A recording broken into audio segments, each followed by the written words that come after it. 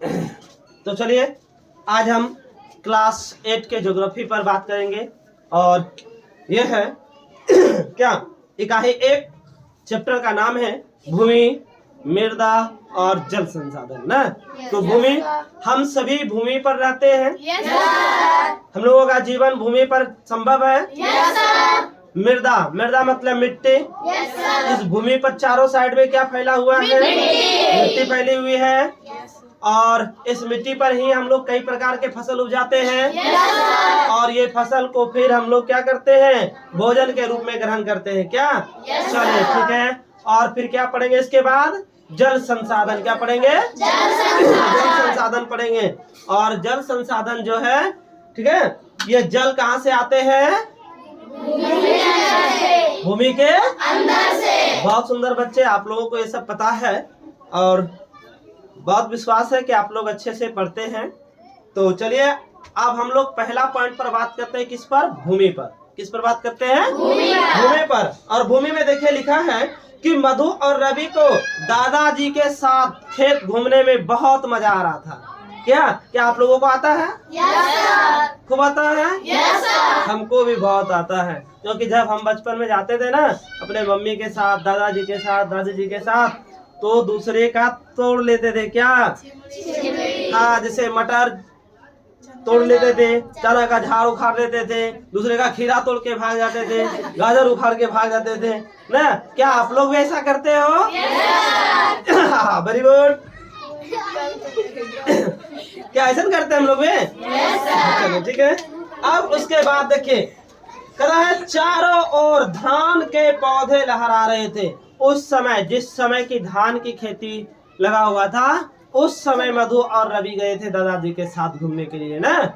और पूरा ही एकदम हरियाली हरियाली लग रहा था, बहुत ही मजा आ रहा था। अभी तो हम लोग पास फोन भी है तो हम लोग फोटो भी खींच लेते हैं। क्या तब 13 रंग का मुंह बना लेते हैं, इसमें बनाते हैं ना।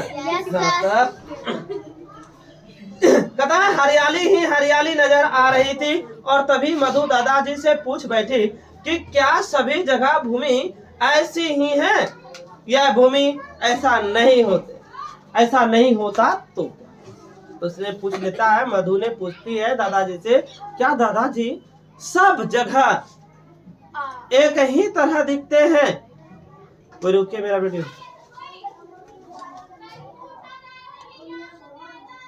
चलिए, तो उसने पूछ लिया क्या सभी जगह भूमि एक ही तरह दिखता है? तो क्या आप लोग बता सकते हो कि सब जगह एक ही तरह भूमि होगा? नहीं, बिल्कुल सही जवाब। और लाइट भी आ गए हैं ना। चलिए ठीक है। तो एक जगह नहीं दिखता है, एक तरह नहीं दिखता है, एक जगह नहीं एक तरह नहीं दिखता है। यहाँ पर समतल है, कहीं पर ऊबड़ खाबड़ होगा, कहीं पर बहुत ऊंचा होगा, कहीं पर बहुत गड्ढा होगा ना। तो भूमि सभी जगह एक समान यानी एक तरह नहीं दिखता है। वेरी गुड बच्चों।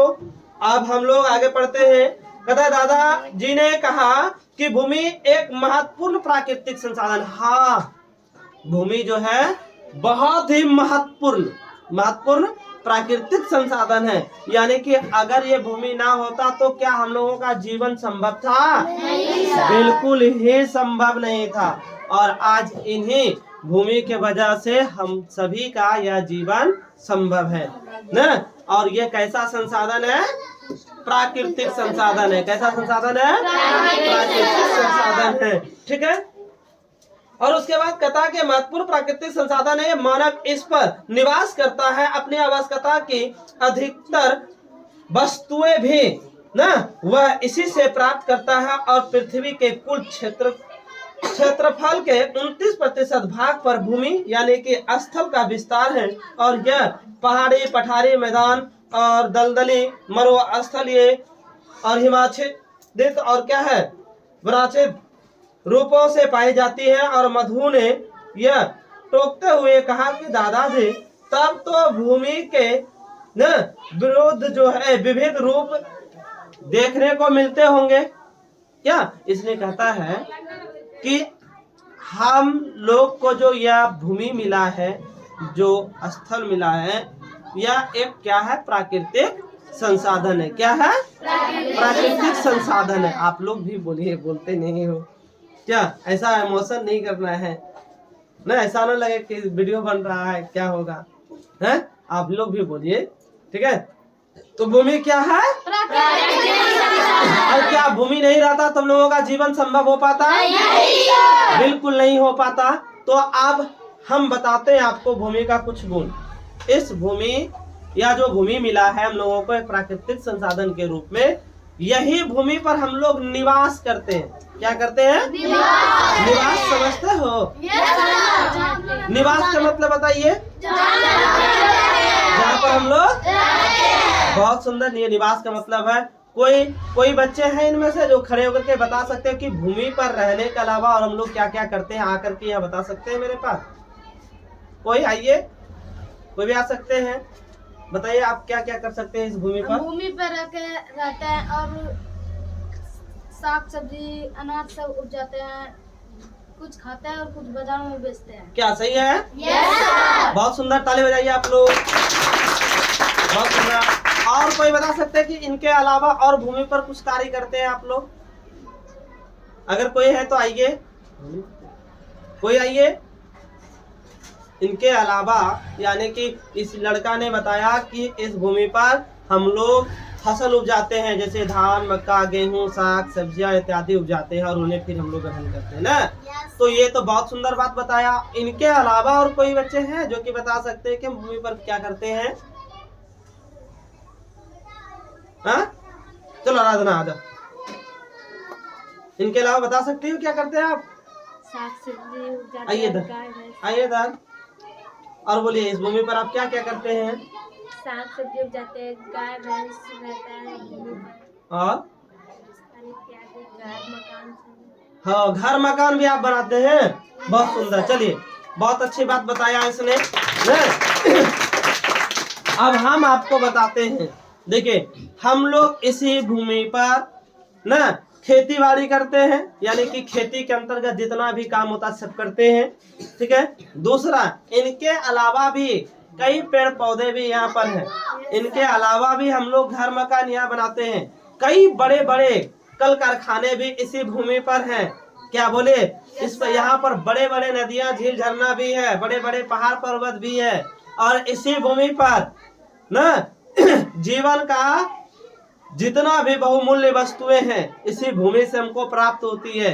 क्या? जीने के लिए जो जो भी मानव को जरूरत पड़ता है वह कहाँ से प्राप्त होता है? भूमि से प्राप्त होता है। और बहुत अच्छा एक जो कि यहाँ पर ना सड़क भी बनाते हैं इसी भूमि पर। और ये सड़क के माध्यम से हम लोग एक जगह से दूसरे जगह चले जाते हैं। धन्यवाद। क्या आप लोगों को समझ में आया? Yes sir. ठीक है। अब आगे देखिए, कहता दादाजी ने कहा कि हाँ, भूमि के यह विविध रूप मानव वसा को एक समान रूप से आकर्षित नहीं कर पाते हैं, क्योंकि ये मैदानी भाग में जीवन जीना आसान है और सभी सुविधाएं आसानी से उपलब्ध होती हैं। अतएव का मतलब और कहता, अतएव मैदानी क्षेत्रों में सघन जनसंख्या भी पाई जाती। इसके अलावा सुनिए, आप बहुत सुंदर वाली बात बताया आप सबको, जो कि हम अभी बता रहे हैं आपको। देखिए कह क्या रहा है। यह जो भूमि है समतल मैदान जिसको बोलते हैं, समतल मतलब बराबर वाला भाग ना। तो समतल मैदान में ही जीवन जीना क्या है? आसान है, यह संभव कह सकते हैं इसको ना। समतल भूमि पर जीवन जीना क्या है? संभव है, आसान है। यहाँ पर मानव के सारे वस्तुएं, आवश्यकता की सारे वस्तुएं उपलब्ध है ना। खेती करने के लिए अच्छा जगह है, बराबर भूमि है। घर बनाने के लिए बराबर भूमि है ना। यहाँ पर सड़क सुविधा यानी कि सड़क सुविधा भी बिल्कुल आसान है। एक जगह से दूसरे जगह जाने में बिल्कुल आसान तरीके से हम लोग चले जाते हैं। मानव के सारे चीज यहाँ पर ये समतल भूमि पर अवेलेबल है। अब हम इनके अलावा इसी कारण से, यही समतल भूमि होने के कारण से यहाँ पर सब चीज जो मिल जाता है, इनके कारण से क्या होता है कि यहाँ पर जनसंख्या क्या है? सबसे अधिक है। कौन सा भूमि पर? समतल भूमि पर जनसंख्या भी क्या है? सबसे अधिक है। Very good. लेकिन आप एक जानते हो, इनके अलावा की अगर हम बात करते हैं, इनके अलावा जैसे क्या चलते हैं पहाड़ी इलाकों में, क्या? तो पहाड़ी इलाकों पर देखिए बड़े बड़े पहाड़ है, और वह पहाड़ों पर जो लोग घर बना करके रहते हैं उनको देखे हो आप लोग? नहीं देखो। वे लड़का अमन कुमार देखा होगा कहलगांव में। आप कहलगांव गए हो अपने? हाँ गए हो। वो पहाड़ों पर घर बना करके लोग रहता है। कितने लोग हैं जो जान रहा है इसको, बोलो तो, कि पहाड़ों पर घर बना बना कर रहता है? वाह, बहुत सुंदर। हमारे बहुत सारे सहमति बच्चे हैं जो कि इस बात को समझ रहे हैं कि पहाड़ों पर घर बना के रहते हैं ना। तो बता सकते हो आप लोग कि पहाड़ पर जो लोग घर बना के रहते हैं उनको कौन कौन सा दिक्कत होता होगा? कौन कौन बता सकता है? चलिए आइए, कोई बता सकते हैं तो मेरे पास आइए और बताइए। आइए, कोई क्या दिक्कत है? जो आपको आता है वही बताइए, नहीं आएगा फिर हम क्यों, हम बताएंगे आपको, है कि नहीं? चलिए आइए, कोई आइए। चलो आ जरा सुनी बात। क्या आप ये बता सकते हैं कि पहाड़ पर्वतों पर जो लोग रहते हैं उनको कौन कौन से दिक्कतें होते होंगे वहाँ पर रहने में? फसल उग जाने का और कोई सामान लेने में चलिए, बहुत सुंदर इसमें बात बताया। बताइए ताली आप लोग। और कोई और बच्चे हैं यही बात को फिर वह रिपीट कर सकता है, ये बता सकता है? चलिए, कोई बच्चे हैं तो आइए आइए। आप सभी बच्चे भी एकदम लगता है हमको कि पहाड़ियाँ जैसा लग रहे हैं। आप बताइए, पहाड़ पर रहने वाले लोगों को कौन कौन से दिक्कत आता है? खाने का मतलब, वहाँ पे फिर चढ़ने का मतलब, यहाँ से कुछ भी वहाँ पे पहुँचाने का दिक्कत होता है। अच्छा, खाना पीना पहुँचाने में वहाँ दिक्कत होता है ना। पहाड़ पे रहने वाले लोग जो रहते हैं उनको किसी वस्तु का जरूरत पड़ता है, किसी सामान का जरूरत पड़ता है तो पहाड़ पर से उसको नीचे आना पड़ता है क्या? और बहुत काफी परेशानी होता है इसके लिए ना। अच्छा, और कोई वहाँ पर तब तो बीमार भी पड़ता होगा, तो वहाँ पर कोई गाड़ी जाता होगा क्या? नहीं, तो फिर उसको वहाँ से नीचे लाने में बहुत दिक्कत होता होगा क्या? चलिए, बहुत सुंदर, ताली बजाइए आप लोग, बहुत अच्छे। चलिए देखिए, ये सारे दिक्कतें हैं, आप ही लोग हमको बताए, हमको तो नहीं पता था पहले, लेकिन अब आप लोग जो बताए हमको बहुत जानकारी हुआ आप लोगों से। सुनिए, पहाड़ पर रहने वाले लोगों को बहुत दिक्कतें होती हैं, जैसे में यातायात का साधन वहाँ नहीं है। अब आप बताओ, ठीक है, जल का सुविधा हो सकता है वहाँ? खेती वाला सुविधा हो सकता है वहाँ? क्या हॉस्पिटल वहाँ है? क्या ट्रेन वहाँ चलती है? नहीं। ऐसे सब सुविधा, क्या वहाँ मेडिकल है? क्या कोई दुकान है? क्या वहाँ बाजार लगता है? ये सब नहीं। जब ये सब नहीं है तो आप बताओ कि वहाँ के लोगों को अगर सब्जी भी खरीदना होगा तो कहाँ आएगा? पहाड़ पर से नीचे आना पड़ेगा। मान लिया जाए कोई जेंट्स है तो वह आसान है, चले चले आएगा, लेकिन वह जेंट्स बूढ़े हो गए हैं या घर में कोई महिलाएं हैं तो क्या वहां से आते जाते रास्ते में रह जाएंगे ना? तो रास्ते में रह जाएंगे। तो इस तरह से, इसलिए वहां पर काफी दिक्कत है आने जाने में। कोई बीमार पड़ जाता है तो उस व्यक्ति को हॉस्पिटल की जरूरत है, तो क्या पहाड़ों पर हॉस्पिटल है? नहीं है। क्या पहाड़ों पर ढेर जनसंख्या है? नहीं, बहुत कम आबादी है ना, 10, 15, 20 को घर मिलेंगे। अब सोचो कि वहां से कोई पेशेंट बन गया है, कोई बीमार पड़ गया है, तो उसको वहां से नीचे लाने में कितना दिक्कत है। अकेले जाने में परेशान हो जाते हैं हम लोग, होते हैं कि नहीं, बोलो? तो किसी को लेके कंधा पाएंगे तो कितना परेशान होंगे, है कि नहीं? तो ये सब दिक्कतें, इसीलिए कहता है समतल भूमि पर जीवन जीना बिल्कुल आसान है ना, और पहाड़ी इलाकों में कठिन है। तो क्वेश्चन भी इसमें है ना कि मैदानी क्षेत्रों में अधिक जनसंख्या निवास करते हैं और पहाड़ी इलाका में नहीं, क्यों? ये क्वेश्चन भी है इस चैप्टर में, ठीक है? देखिएगा अभी जब हम पढ़ाते पढ़ाते उधर जाएंगे ना तो आपको बताएंगे। सुनिए आगे। अब है आपका कि भूमि एवं उपयोग, कहता है भूमि एवं उपयोग, बहुत सुंदर। ठीक है, दादाजी ने पूछा कि मधु तुम बताओ तो भूमि से क्या क्या, भूमि के क्या क्या उपयोग करते हो ना? तो देखिए, मधु ने कुछ देर सोच कर कहा कि भूमि का उपयोग हम विभिन्न कामों में करते हैं। भूमि पर कृषि कार्य होता है, इसी भूमि पर पेड़ पौधे उगाते हैं, मकान बनाते हैं, गांव शहर भी है, तालाब नहर कुआं भी है ना, और चापाकल, सड़क मार्ग, रेल मार्ग, पाइपलाइन न एवं कल कारखाना या विभिन्न खेतों में कहा जाए कि खेतों में खेलों के मैदान न का स्टेडियम इत्यादि इसी भूमि पर है। देखिए ये सब का पहले ही हम लोग चर्चा कर लिए हैं तथा भूमि का क्या क्या उपयोग है। अब कोई बताओगे कि भूमि का क्या क्या उपयोग है? चलो आजा वर्षा, आप बताओ भूमि का क्या क्या उपयोग है। आइए जल्दी आइए, चलिए बताइए, आप बता सकते हो कि आप भूमि का क्या क्या उपयोग करते हैं? जोर से बोलिए। घर बनाने में करते हैं, जैसे मटिया घर जब बनता है तो भूमि का उपयोग ये घर बनाने में करते हैं, और इनके अलावा क्या करते हो? इस पे सड़क उड़क भी बनाते हैं, रेल मार्ग, अच्छा ठीक है, पेड़ पौधे भी लगाते हैं। बहुत सुंदर। और कोई है कि जो आप भूमि का उपयोग बता सकते हैं कि आप क्या क्या करते हैं? ये घर बनाने में करती है, सड़क मार्ग का काम करती है, पेड़ पौधे भी लगाती है, यहाँ पर बड़े बड़े पुल निर्माण में भी ये उपयोग करी है, या जानते हैं कि ऐसा होता है। तो क्या आप भी बता सकते हो कोई? चलिए इनके अलावा कोई है तो आइए, आइए कोई आ जाओ। पूजा यादव ये बताएंगे कि भूमि का क्या उपयोग होता है। चलिए आप आ जाओ, बताइए कि भूमि का क्या क्या उपयोग होता है, बताइए। भूमि के विभिन्न कार्य होते हैं। अच्छा ठीक है, जैसे कल कारखाने, रेल मार्ग, अच्छा ठीक है, पाइपलाइन, ठीक है। इत्यादि सब हम भूमि के लिए करते हैं। हाँ ये पाइपलाइन का कार्य हो गया, कल कारखाना बनाते हैं, मतलब भूमि पर उपयोग करते हैं इनका। बड़े बड़े नदी तालाब भी देखे होंगे आप, यहाँ पर कुआं चापाकल सड़क भी देखे होंगे। क्या ये सब कहाँ पर संभव है? और इनके अलावा हम लोग खेती भी करते हैं। क्या?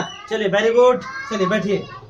तो ये सारे भूमि का उपयोग है, तो आप सबको पता चल गया आज की भूमि का ये सब उपयोग करते हैं। चलिए आगे अब हम लोग पढ़ेंगे कहाँ? भूमि उपयोग में अंतर। क्या पढ़ेंगे? भूमि उपयोग में अंतर। ठीक है, अभी तक हम लोग भूमि पर ही बात कर रहे हैं। भूमि उपयोग में अंतर यह है कि कहता है, रवि ने पूछा दादाजी हम सभी जगह भूमि का एक तरह से उपयोग क्यों नहीं कर पाते हैं? क्या आप लोग बता सकते हो कि सब जगह भूमि का उपयोग हम एक तरह कर पाते हैं? नहीं, सब जगह भूमि का उपयोग एक तरह नहीं कर पाते हैं, क्योंकि आपको तो पता चल गया है। क्योंकि कहीं पर तालाब है, कहीं पर कुआं है, कहीं ऊबड़ खाबड़ है, कहीं पर पहाड़ी इलाका है, कहीं पर बहुत नीचे मतलब गड्ढा जमीन है, इसीलिए हम सब जगह भूमि का उपयोग बराबर नहीं कर सकते हैं। वेरी गुड, दादाजी ने बिल्कुल ठीक कहा। कहता भूमि का उपयोग सभी जगह एक समान नहीं है। इसके अंतर का यानी मुख्य कारण न ये समय एवं क्षेत्र के अनुसार न और मानवीय जागरूकता में बदलाव का आना, और इसी कारण यह कभी वन क्षेत्र को साफ करके या आदिवासी क्षेत्र निवास करने योग्य या कृषि क्षेत्र के रूप में न विकसित किया जाता है, तो कभी कृषि क्षेत्र को आदिवासी क्षेत्र के रूप में विकसित किया जाता है। कृषि योग्य भूमि पर कारखाने भी लगाए जाते हैं, और कभी कभी ये आदिवासी क्षेत्र की जगह पर सड़क या रेल मार्ग के विकसित किए जाते हैं। सुनिए क्वेश्चन यही ना था आपका कि भूमि उपयोग में अंतर, क्वेश्चन तो यही था। तो भूमि उपयोग में अंतर हम लोग क्या करते हैं बताओ तो? देखिए ये भूमि है ना, आज हम यहाँ पर पढ़ा रहे हैं, यही भूमि है। यहाँ पर आज हम क्या कर रहे हैं? पढ़ा रहे हैं। अकल जानते हो सकता है इस भूमि में क्या हो जाएगा, यानी कि इस जगह पर क्या हो जाएगा, कोई बड़ा दुकान लग जाएगा, हॉस्पिटल बन जाएगा। हो सकता है कि यह दुकान हट जाए फिर, और यह दुकान हट करके यहाँ पर बड़ा हॉस्पिटल बन जाए, हो सकता है ऐसा भूमि का। फिर हो सकता है कि सरकारी कोई फंड पास हो जाए और मेरा यही प्राइवेट वाला रास्ता से, प्राइवेट वाला जगह से होते हुए सड़क बनवा दे, बोलेगा घर खाली कीजिए, तोड़िए, इसके बदले में आपको दूसरी जगह देंगे। तो मेरा भी ये घर तोड़वा करके फिर क्या करेगा, इधर से सड़क बना दे, हो सकता है। तो यही हुआ भूमि उपयोग का अंतर। न हो सकता है सड़क बनाने से पहले मन में हो जाए कि यहाँ पर हम पढ़ाए नहीं, यहाँ पर हॉस्पिटल नहीं खोले। जो हॉस्पिटल था सोच रहे थे दो हॉस्पिटल में अब पैसा नहीं होता है, अब इसको तोड़ दे। हो सकता है यहाँ पर कोई कल कारखाने बड़ा बड़ा लगा दे ना। तो ये सब भूमि उपयोग में क्या हुआ, अंतर। क्या हुआ, अंतर। ठीक इसी प्रकार से हम लोग भूमि का उपयोग का क्या करते हैं, अंतर करते हैं। समझ में आया सब लोगों को? Very good. रवि ने पूछा दादाजी क्या एक समान भूमि होने के बावजूद भी एक प्रदेश में दूसरे प्रदेश में भूमि के उपयोग में अंतर पाया जाता है? यस। दादाजी ने कहा हाँ बिल्कुल। विश्व के कई स्थानों में फैली घास भूमियों में क्या है, खेती की जाती है, और यह प्रेरी प्रदेश में गेहूं की खेती की जाती है।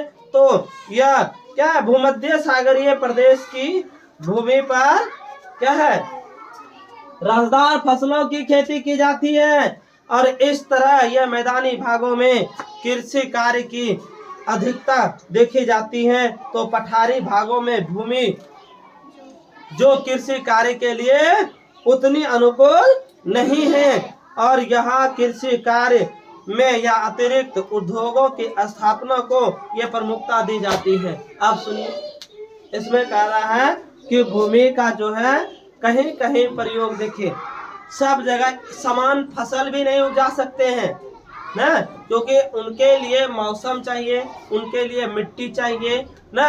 अलग अलग फसलों के लिए मिट्टी अलग अलग भी हो जाती है ना। तो अभी आपने देखा है इसमें कि हम लोग या विश्व के कई ऐसे स्थान है, कई ऐसे फैले हुए स्थान है, मैदानी क्षेत्र हैं जहाँ पर कि वहाँ पर मतलब खेती कार्य करते हैं। तो खेती कार्य में कहता है कि जो ये प्रेरी प्रदेश है यहाँ पर गेहूं की खेती की जाती है। किसका खेती होती है?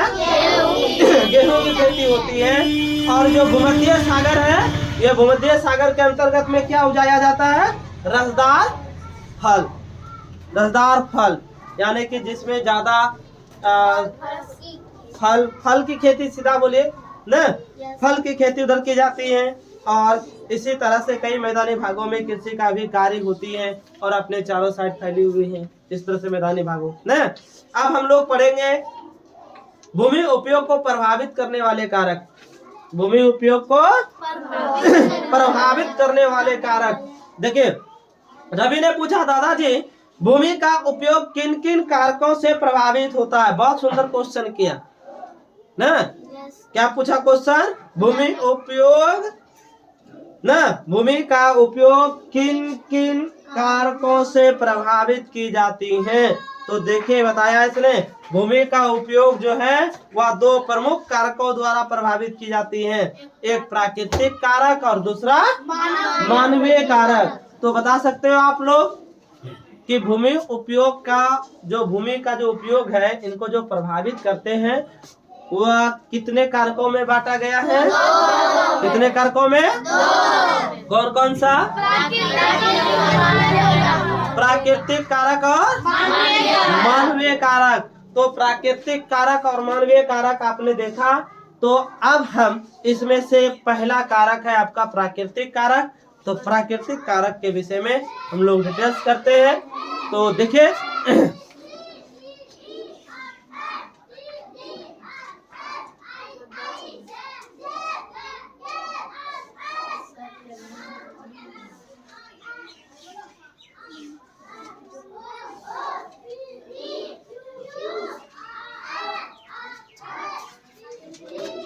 देखिए प्राकृतिक कारक ना।